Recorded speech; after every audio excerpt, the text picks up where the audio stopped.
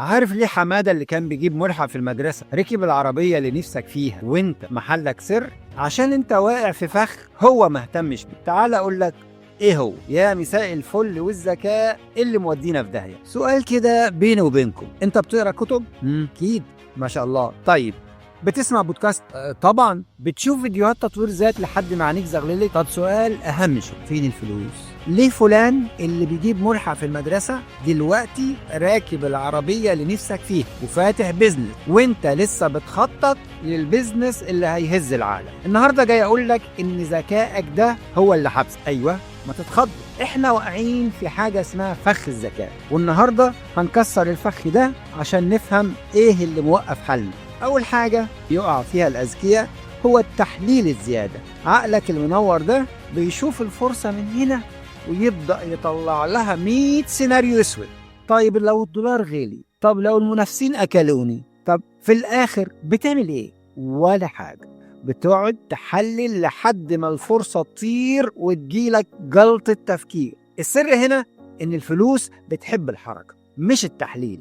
الشخص اللي على نياته يقول يلا بينا نتكل على الله ويجرب فيتعلم. انت تقعد 2-3 تدرس السوق، وهو في الشهور دي خسر وكسب وتعلم وسبقك 10 خطوات وربما 100 خطوة. تاني حاجة لسه ما بعرفش كفاية. تاني فخ، لما اخلص الكورس ده هبدأ.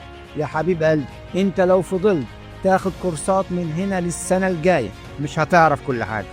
ايلون ماسك ما كانش معاه دكتوراه في الصواريخ لما بدأ سبيس اكس. الذكاء الدراسي بيقول لك ذاكر عشان تنجح، لكن ذكاء البيزنس بيقول لك انزل الميدان واتمرمط عشان تفهم. ابدأ بأصغر حاجة معاك وابقى اتعلم الباقي وانت في السكة. فخ التالت يقول لك هقول للناس ايه لو فشلت. نيجي بقى للبعبع بتاع المنظرة. الأذكياء دايما خايفين على صورتهم. أنا المهندس فلان، ينفع أبدأ مشروع صغير ويفشل والناس تضحك عليا؟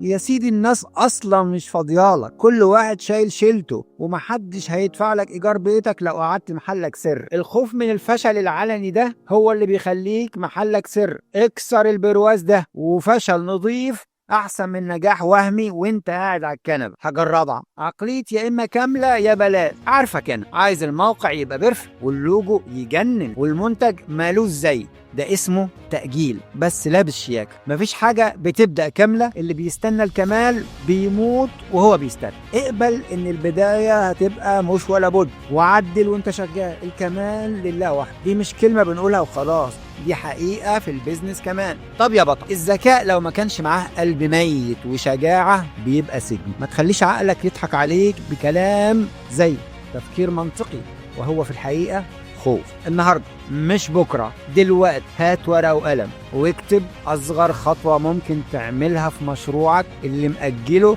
بقالك سنين كتير، ونفذها في 48 ساعة الجاية. لو عجبك الكلام لايك شير وقول لي في الكومنتات ايه الفكرة اللي ذكائك حبسك فيها بقاله فترة. سلام يا أذكياء، بس أذكياء ومنفذين.